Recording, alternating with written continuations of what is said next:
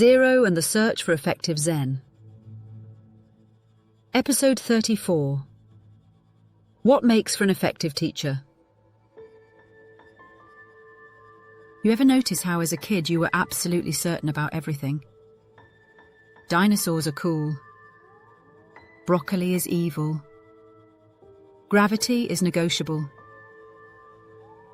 Life was simple, until it wasn't. Somewhere along the way, certainty cracked. Who am I?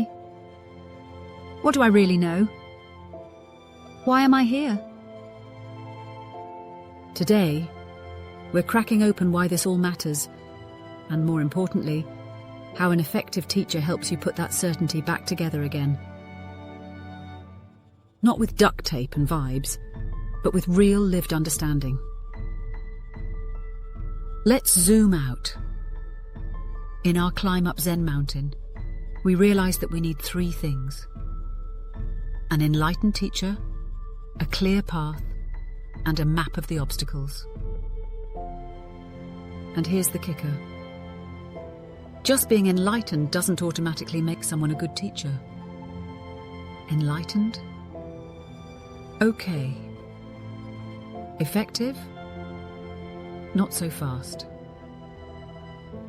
So, beyond enlightenment, what actually makes for an effective teacher?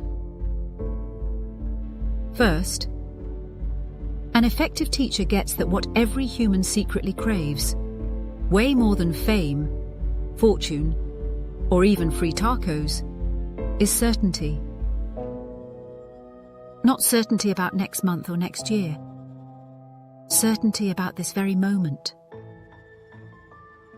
And this certainty isn't one amorphous blob. It's a three-legged stool. The first leg, the certainty of who I am. The second leg, the certainty of what I know for sure. And the last leg, the certainty of why I'm here. Early on, we stood tall on that stool. But then life happened. Doubt crept in. And suddenly, standing tall felt more like balancing on a wobbly IKEA chair after 3 cups of coffee. First, then, effective teachers know that their job is to help us rebuild the certainty stool, one leg at a time. And isn't that what we ultimately want from a Zen practice? Second, effective teachers know that enlightenment isn't about floating around with cosmic jazz hands.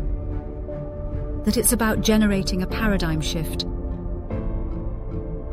That the Buddha didn't invent a new reality under the Bodhi tree. He simply recognized and aligned with the one already in front of him. Legend has it that the Buddha sat under the Bodhi tree for 49 days, each day inevitably looking up to see the morning star. On day 48, the same Siddhartha, the same Bodhi tree, the same morning star. No enlightenment. And on day 49, the same Siddhartha, the same Bodhi tree, the same look up at the morning star, and boom. Clarity. What changed? Siddhartha, now the Buddha, had a new explanation of reality. In a flash, he came to realize that all is emptiness. No hidden essence. No autonomous existence. Just this, unfolding perfectly, alongside all else. So, an effective teacher gets that enlightenment isn't about suddenly seeing the world as something newly magical. It's about being clear, fully engaged with the world, arising moment to moment, inseparable from circumstances. Third, effective teachers are able to paint a crystal-clear picture of the destination. Imagine trying to build stairs to a stilt house you've never seen. How high do you build? Facing which direction? Where's the door? without having a picture of the final destination. You're just stacking random boards and hoping for the best. An effective teacher shows you the final destination, makes it real, makes it matter.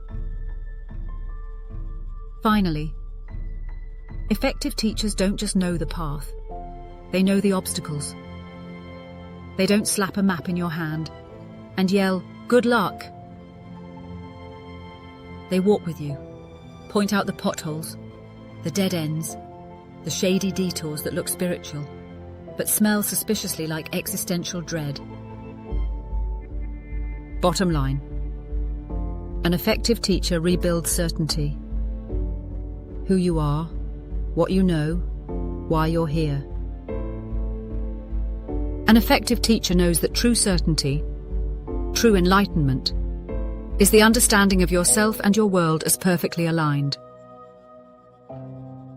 An effective teacher paints the destination so clearly you can almost taste it, then keeps you pointed there, potholes and all. And if that sounds like a tall order, it is. And for the next episode, the question: how do we reconcile the necessary traits of an effective teacher